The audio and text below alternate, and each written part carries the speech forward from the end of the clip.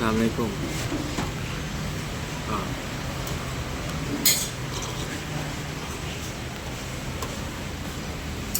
Tadi saya walaupun inspection